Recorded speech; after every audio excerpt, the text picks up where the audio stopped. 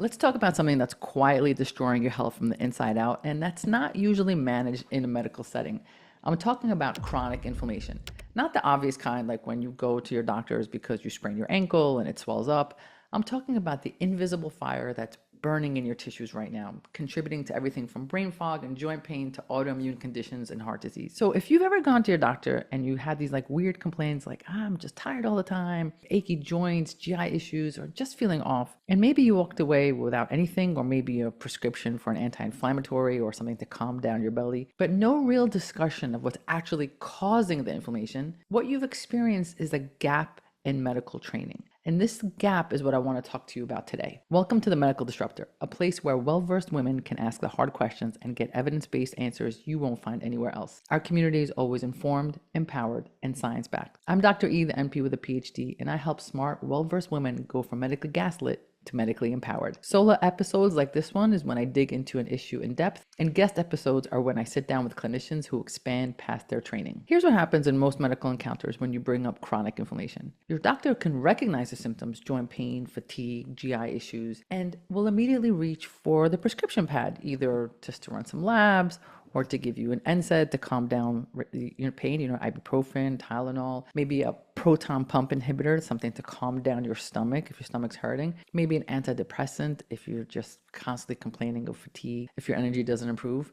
But if you say to your clinician, to your primary care provider and say, hey, does food have anything to do with this? Does my stress have anything to do with it? Or I've heard about the microbiome. You're often told these factors don't significantly impact inflammation. There's no such thing as this chronic inflammation. There's not enough evidence to recommend specific intervention. And the conversation quickly shifts back to medication, labs, management, follow-up appointments.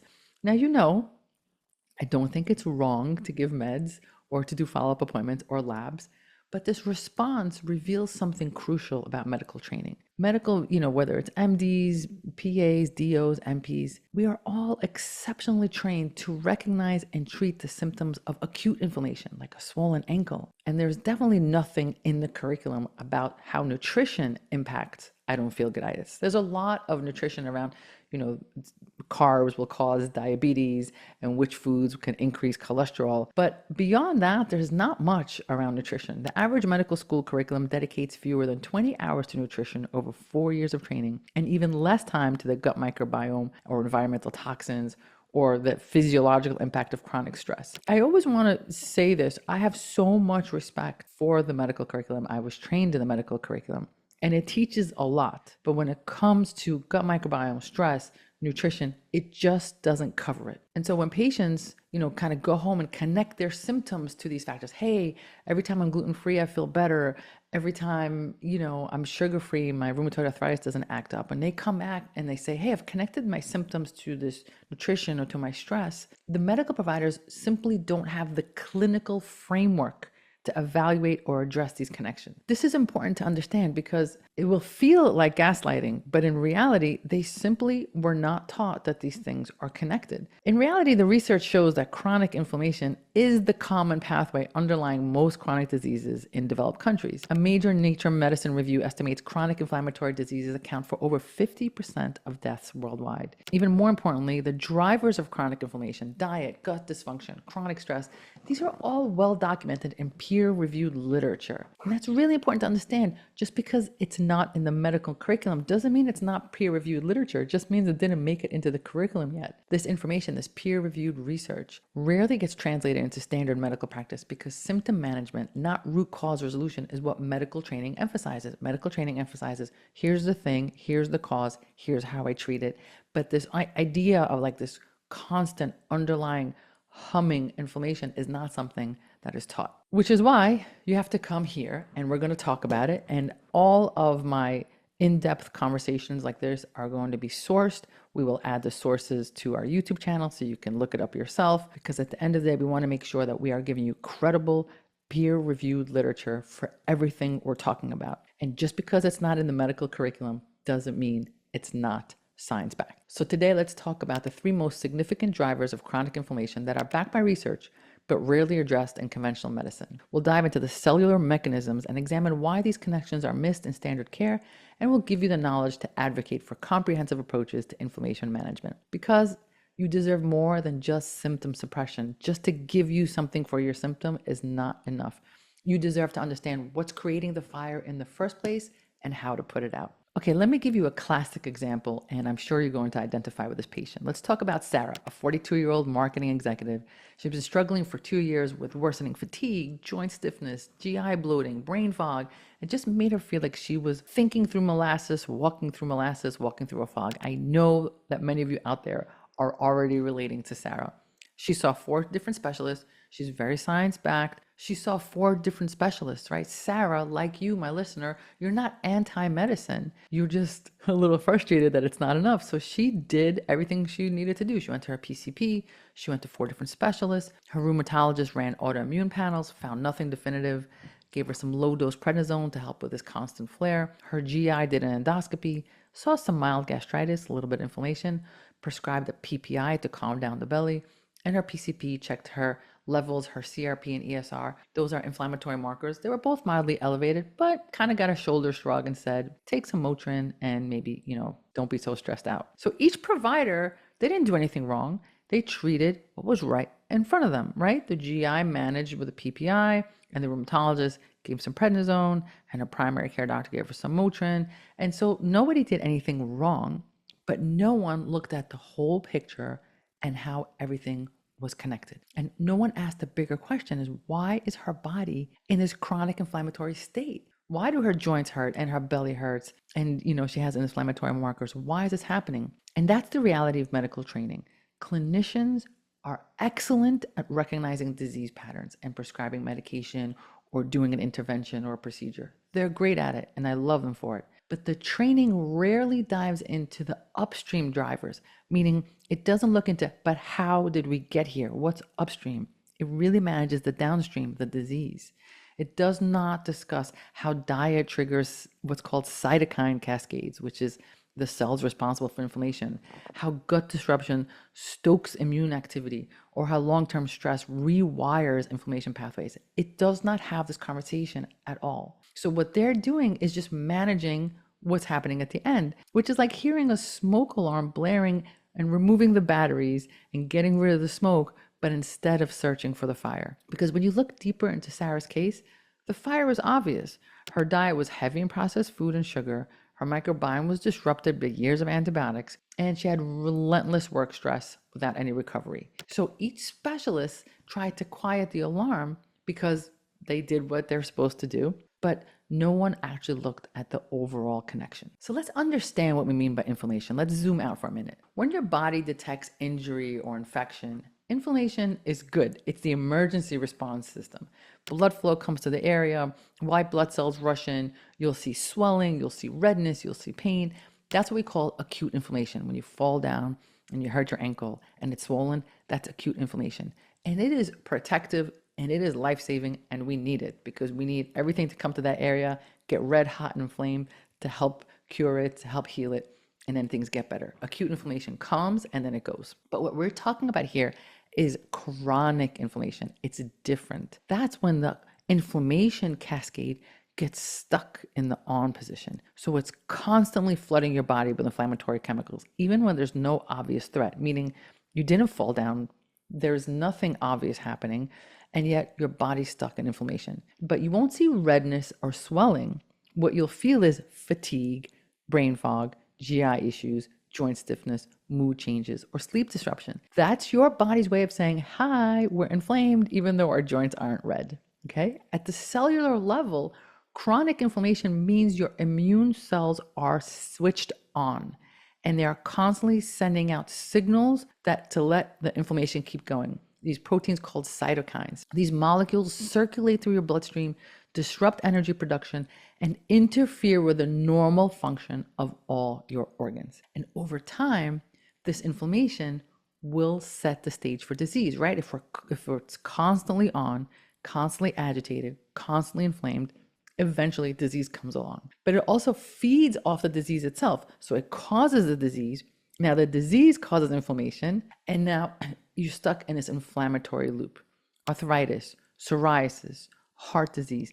These are conditions that result from inflammation. Years of inflammation cause arthritis. Years of inflammation cause psoriasis. and cause heart disease. But then again, once we have them, they also contribute to the inflammation.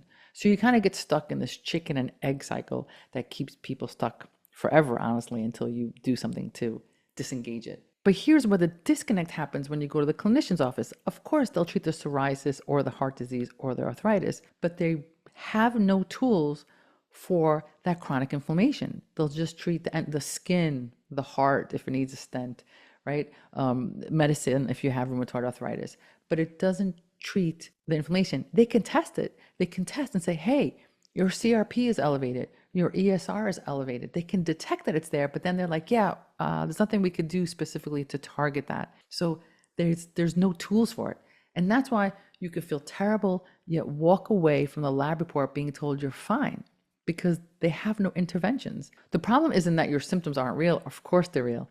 It's that the standards tests and interventions weren't designed to manage inflammation. We can say you have it, but then we're like, okay, have a nice day. And that brings us back to what I was saying earlier. The things that drive inflammation are things that we really don't learn in the medical curriculum. Okay, quick break. If this episode is hitting home, just ask yourself this. Are you gaslighting yourself without even realizing it? I made a free guide called Self-Gaslighting Habits to Watch For. So if you're constantly second guessing yourself in the exam room, this is your starting point. Check out the link in the description. Now let's get back to it. Let's talk about those root causes, okay? Root cause number one, dietary inflammation. We have to start with food. I know no one wants to talk about the food. They want to talk about the mold and the Lyme, and I get it, but we have to talk about food. Food is the biggest driver of chronic inflammation.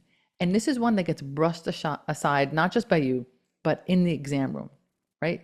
Your clinicians really don't talk about it. They talk about it if you have diabetes, but they don't talk about it for your joint pain or your brain fog. They're just like, yeah, whatever, eat whatever you want. It's nothing to do with it. Your A1C is fine, right? Let me give you an example of a patient. Her name is Maria, 38-year-old teacher. She came in with joint pain, fatigue, and that puffy, inflamed feeling that she couldn't shake. Her rheumatologist ran tests, didn't find autoimmune disease. Prescribed some NSAIDs just to calm things down. And when Maria asked whether food could be part of the problem, she was told diet doesn't affect inflammation unless you have allergies. I cannot tell you how many times I hear this. I want to eat this microphone. How many times I hear conventional medicine providers tell people, yeah, your diet doesn't have to do with it. If you're not allergic, you don't have to avoid it, which is crazy. To even say it to my patients with eczema, my patients with psoriasis, it makes me crazy. This is indoctrination in action. And I don't mean this in a malicious way. I used to practice the same way. I used to believe this also. Clinicians are indoctrinated that food should only be avoided if you have a true allergy. They do not understand that food can actually trigger your autoimmune issue, can trigger your psoriasis. They won't have this conversation. They'll send you an allergy test, and if the allergies are negative, they say it's fine.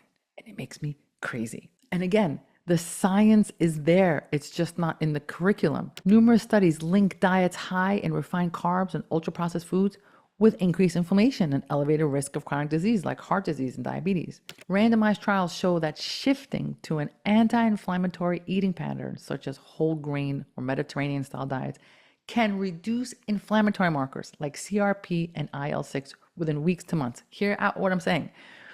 You go to your clinician, the clinician says, your nutrition has nothing to do with it. But there's studies that show that not only is there a link that inflammation increases from a poor diet, there are studies that show that shifting to an anti-inflammatory eating pattern will reduce those inflammatory markers. So the science is there, but the curriculum isn't. Here's a quick little rough overview of how it works. Refined carbs and sugar, it's not just about diabetes, folks. It's so much more. It spikes insulin, which flips on something called NF-kappa B, which is the body's master switch for inflammation. So refined carbs and sugar, you're not diabetic, your A1C is fine, but it switches on NF-kappa B, which is inflammation. And over time, this leads to more inflammation and can lead also to insulin resistance. And then there are certain foods called AGEs, advanced glycation end products. They form when extra sugar binds to proteins, creating a sticky compound that your immune system reacts to. An imbalanced fat ratio, too many omega-6s, that's not the good kind, not enough omega-3s, that's the good kind, pushes your body towards producing more inflammatory messengers. And one other piece that's often overlooked is that these excess carbs and sugars, they don't just affect your blood sugar, they also promote fat storage around your organs, right? Fatty liver. That visceral fat, that means fat around the organs, that in itself causes more inflammation. This entire thing that I'm talking about, your A1C can be fine. It's not just about diabetes, right? Your NF-kappa B is on, you have these sticky sugar binding to your proteins, you have an imbalanced fat ratio, and you have fat surrounding your organs, and your A1C is like a 5.7. So it's not just about diabetes. All of this creates inflammation. When Maria shifted her diet, right, less processed foods, more omega-3 fish, colorful vegetables, olive oil, and avocado, her pain dropped. This is something that I talk about, like track your symptoms. If you don't feel well when you're eating the pizza and the burgers, but then you feel amazing when you're on a Mediterranean diet, it doesn't matter if your clinician doesn't think it's relevant. It's relevant to you, okay? And that you don't need their approval there. It's change your nutrition and you feel better. And it was never part of her plan, right? Because the average clinician gets fewer than 20 hours of nutrition training in 4 years. And the only thing they know is diabetes when it comes to nutrition, or like extreme cases of like vitamin C deficiency, like scurvy, which are not things that we're dealing with. And then if it's not taught in the curriculum, it isn't valued. So when you're coming in and saying, look, I feel so much better, I haven't had a flare up in so long, it doesn't matter, because in their world, if it can't be measured, it's minimized. So this is the pattern. You notice your food is triggering, you have symptoms, you could bring it up, you could ask questions, you could advocate, but even if you don't get the response you're looking for, I need you to know that your body's patterns matter, even if your labs look normal. Okay, so that was root cause number 1, nutrition. Root cause number 2 is the gut itself, gut dysfunction. Right? It's because the food is what we put in the gut, but the gut itself is its own world. And if it's not okay, it also could be a big driver of inflammation. Let's talk about Jennifer, a 45-year-old accountant. She had chronic bloating, fatigue, brain fog, worsening allergies, and morning stiffness. Her GI ran tests, found nothing alarming, and labeled it as dyspepsia, right? Nothing, just a little bit of discomfort there. And told her, avoid spicy foods, manage your stress, and I don't need to see you for at least another year. The problem is that every time she had a GI flare, she also was extremely fatigued, her allergies worsened, her joint pain worsened. But because the training treats the gut separate from everything else, those connections were brushed off. GI deals with GI.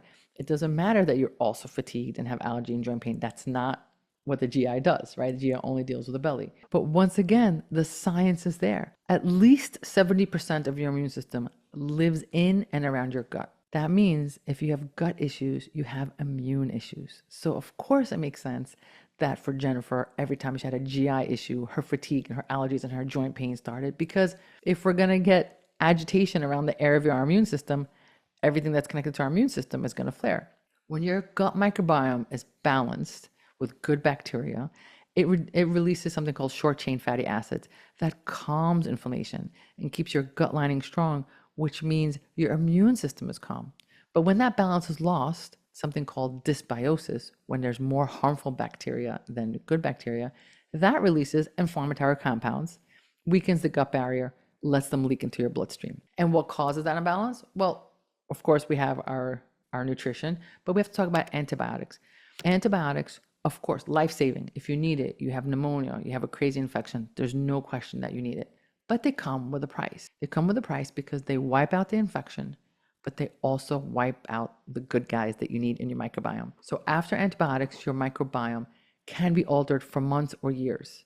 So if you need it, take it. But if we're not really proactive afterwards to restore and put on probiotics, and then the next year you take another antibiotic and another antibiotic, you can imagine what happens to your microbiome. Of course, processed foods, the emulsifiers in foods. When was the last time you saw like a soft serve ice cream from the ice cream truck? Oh my God, I got one, like, I don't know, I want to say the other day, but it was last year. And I left it on the counter and it came back to it an hour later and it was not melted. It is so full of emulsifiers. There was actually nothing in there that was meltable. So it didn't melt. There was no way that the GI could possibly manage that. So emulsifiers, preservatives, artificial sweeteners, they disrupt good bacteria and then let that inflammatory species take over. Stress hormones change the bacterial environment inside your belly. And of course, medications. If you're NSAIDs all the time, if you're taking PPIs all the time, I'm not telling you to stop your meds.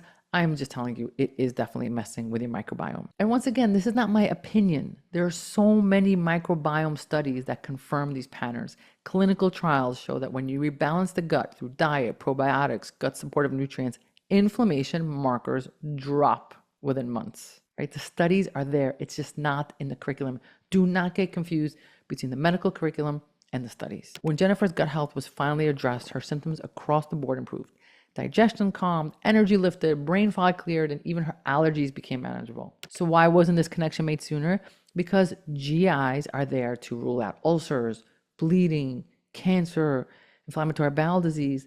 They are not there to explain how a disrupted microbiome can fuel systemic inflammation, which can flare up your joints and your allergies, right? That's not what they do. They are there to find a pathology. And if the pathology is not there, the story ends. And that is the indoctrination that I'm talking about. If they can't detect it, they dismiss it. Okay, so we talked about food, we talked about microbiome. Let's talk about root cause number 3, chronic stress. Chronic stress is the accelerator. It's the one that a lot of people carry, but everyone underestimates it. Let's talk about Jess, a 41-year-old executive. For about 18 months, she had chronic fatigue, even though she slept. She had muscle tension and joint stiffness, frequent headaches, GI problems, and brain fog that made even simple tasks feel overwhelming. And I know many of you out there feel the same way. And the reason is this. Think of it this way. If you were being chased, your body would help you run faster, right? It takes energy away from digestion, repair, and healing to focus on survival. I got to get away from this thing. That's normal in short bursts. You have to run for the bus. You have to study for a test. So everything goes away and you can just get your ish done. But when stress is constant, the body stays in the survival mode at the expense of everything else. It cannot also be worried about surviving and healing and repairing. There are two different modes. So if you're constantly in this fight or flight mode, you are not in rest and repair. Anyway, she did all the right things. She went to multiple doctors. Labs were mostly normal, aside from some elevated inflammation. And the advice is like, hey, manage your stress, exercise more, and check back later. And when she asked, could the stress be causing my physical symptoms? The answer was vague. Like, yeah, stress can make things worse, but, no explanation of a true connection. But biologically, the effects of stress are profound. There's something called cortisol resistance. When you have this constant cortisol running, this chronic stress, it desensitizes the body and just lets those cytokines, those inflammatory markers I was telling about, just lets them go unchecked. It causes cellular aging. The stress literally ages your cells. It creates something called free radicals, and it accelerates the wear and tear on your DNA. Gene expression. Stress changes which genes are turned on, right? I'm not talking about your blue eyes or your brown eyes. Those stay on. But there are certain genes harmful genes that we don't want turned on, that will turn on when we have inflammation from stress. And then the gut stress axis. Stress alters the belly. It alters motility. It increases leaky gut. It feeds inflammatory microbes. And so you get this situation where the gut's a mess, which makes you feel unwell. But then the stress also worsens the gut, and round we go. And when I say stress, I also mean your relationships. Your relationships can have an effect on your microbiome, on your cells. Studies in social genomics show that negative, hostile interactions switch on inflammatory genes, while supportive, connected relationships help shut them off. Stress biology is not just internal, it's social. When stress physiology is addressed, right, when we start using heart rate variability, mindfulness, sleep optimization, and boundaries are really nice, we can absolutely measure inflammatory markers go down and then energy and clarity return. So there are studies, there is science that shows that when we calm things down, our inflammatory markers go down. So why isn't this explained in routine care? Because training stops at, stress makes things worse. There is no clinical framework. It is not taught in the curriculum to connect stress to immune dysregulation. The biology of it just gets minimized. Like, go meditate. It's fine, right? There's no malice there. It's just part of the indoctrination. If they can't detect it, they dismiss it. So all these factors interact together to create chronic inflammation, right? The gut and the stress and the microbiome, and they reinforce each other. Take Rebecca, a 44-year-old working mom who described her health as everything is falling apart at once. Does this sound familiar? Everything is falling apart at once. Her diet leaned heavily on processed foods. She was always on a run, taking her kids here and there. She had multiple rounds of antibiotics for sinus infections, and she was under intense stress caring for her kids and her aging parents. Hello? This sounds like you. Of course it does. This is a perfect storm, and it gets amplified, right? Her stress disrupts her gut bacteria, which weakens her intestinal barrier. Her gut dysfunction releases inflammatory compounds, fueling fatigue, brain fog, joint pain. Inflammation drains the energy, rewires your brain rewards pathway, making you crave high sugar comforts. And these foods then worsen the dysbiosis and blood sugar spikes, driving more inflammation. So it's this never-ending loop of inflammation. And the result is a self-reinforcing inflammatory loop. And science supports this dynamic. Stress, diet, gut imbalance, they don't just add up, they compound each other, which may explain why addressing just one trigger like sugar often isn't enough. For those of you who are like, I tried to cut out sugar and I wasn't better. Yeah, because there's more to do. You cut out sugar, but you're still arguing with your partner every day, right? That could be more than one thing going on because the cycle compounds itself. And sometimes it's not enough to just tackle one factor and expect full relief. It might help a little bit, but if you want that full relief, you have to tackle everything. That's why with Rebecca's attempt to cut sugar alone didn't help much. Her gut imbalance and stress load were still fueling the fire. Now, when all three were addressed, dietary shifts, microbiome repair, stress reduction, her joint pain resolved, GI normalized, energy stabilized, and clarity returned. And this is a challenge. It's a challenge to integrate everything because, again, when we go to specialists, they're trained to stay in their lanes. I'm going to do GI, I'm going to do joints, but inflammation doesn't work that way. These systems feed each other, and unless they're addressed together, symptoms keep circling back. So this disconnect between what the research shows about inflammation and what patients experience in a medical setting, it's not due to clinician incompetence. Your clinician is not incompetent. It's a direct result of how they are trained. Medical education, which is amazing, I went through it myself, it excels at teaching organ system specific pathology and pharmacological or surgical procedural interventions. Students learn to identify the condition, the rheumatoid arthritis, the inflammatory bowel disease, and then prescribe appropriate medication. But this approach breaks the body into separate systems, cardiovascular here, GI there, endocrine there, without adequate training in how these symptoms interact with each other and how lifestyle factors influence multiple systems at a time. This creates an evidence-based medicine paradox. Clinicians are trained to rely on evidence-based medicine, which is good and it's amazing, but evidence-based and medical training often means that large-scale pharmaceutical studies rather than nutritional intervention, right? So most of our evidence is going to be done by these huge pharmaceutical studies. I'm not anti-pharma, but that's the reality. They're the ones who have money to do the studies. If I give you this pill, will it help? No one is funding nutritional studies. Who is going to fund the study about milk and eczema? No one, right? So it creates this paradox of like, well, it's not evidence-based, but how do we get some of this evidence? So when patients ask about anti-inflammatory diets or stress reduction techniques, many providers respond that, there's just not enough evidence. But it's not because the research doesn't exist. It's because the evidence-based medicine is based on different type of research.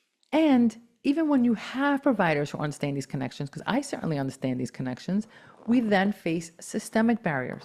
Insurance reimbursement favors quick visits. They have no code for wellness. There is no code for prevention. There is only codes for diagnosis and prescription writing. There's just no billing code for spending an hour with someone to talk about their diet. It doesn't exist. This creates a healthcare system that's excellent, amazing at managing acute problems and established diseases, but poorly equipped to address the root causes of chronic inflammatory conditions. And this is why the patients experience what they experience. This is why so many intelligent, well-informed patients feel gaslit when they seek help for this chronic inflammation. Their providers aren't dismissing them intentionally. They simply lack the clinical framework to address the complex, multi-system nature of chronic inflammation. When you bring up dietary triggers or gut health or stress management and you're told, oh, these things don't significantly impact your condition, you're encountering a limitation of medical training, not a limitation of scientific evidence. This is the aha moment. You're not imagining these connections. When you eat something and you feel better or worse, you're not imagining the connections between your diet, your stress level, your GI issues. The research validating these connections is extensive and compelling. The gap isn't in the science, it's in the medical training. So again, when you're told that your dietary factors don't affect inflammation, you're just seeing the limitations of a medical system. This is not a reflection of your reality. So if you're feeling inflamed, here are your next steps. Choose the inflammatory trigger that you think is the one that's really resonating with your current situation and address that one systematically this month. If you think it's dietary, make a change, right? And remove some sugars, remove processed foods, consider adding omega-3. If it's gut dysfunction that you think your nutrition's on point, but your gut's not there, maybe you'll go get comprehensive stool testing. Maybe you do targeted probiotic intervention. Chronic stress is your issue. Maybe you're going to get heart rate variability training or start doing meditation. So choose one intervention at a time. Don't try to do it all at once. The second thing you're going to do is track it. Write your symptoms down before you start the intervention. Then do the intervention and track it every week. Keep a simple log noting energy levels, joint stiffness, GI. You just keep it all there. And then start looking for patterns that connect your lifestyle choice to your inflammatory status. Next, when you decide to discuss inflammation with your healthcare provider, ask specific questions. Instead of just saying this is inflammatory, ask what might be driving this inflammatory response? And are there any interventions to address them? They may not know the answer, but it's worth asking. But don't get frustrated if they don't know the answer, because now you know why they don't know it. They don't know it because it's not part of their training. But sometimes you have a clinician who maybe read an article or two and might have an answer for you. And that brings me to the fourth, which is you want to find clinicians who understand these connections. Now, if your primary care doesn't, that's okay. Keep your primary care and then find additional clinicians, build a team that can understand all these connections that we talked about. Bottom line is this. Chronic inflammation isn't a mysterious process that just happens to you. It's the result of specific mechanisms that respond to dietary choices, gut health, and stress management. The research is there, but medical training provides minimal education around these connections. You don't have to accept chronic inflammation as inevitable. You don't have to settle for symptom management where root cause resolution is possible. And you don't have to choose between conventional medical care and lifestyle interventions. The most effective approach combines both. Start with what you can control, trust your patterns and your symptoms, and seek providers who can understand inflammation and your body as a whole. Your future health depends on putting out the fire, not just managing the smoke. And that brings us to the end of another episode of the Medical Disruptor. This is what medical disruption looks like. Not blaming, but exposing the limits of training and pushing the conversation forward. You're part of a community that doesn't exist anywhere else, a safe space for people who want real scientific information, but also want to ask questions without being made to feel crazy. Our community is informed, empowered, and science-backed. If you're ready to go deeper, drfatlamarjay.com has my book, PDFs, newsletter, and a link for consults. Until then, keep asking questions, keep asking for more, and keep disrupting.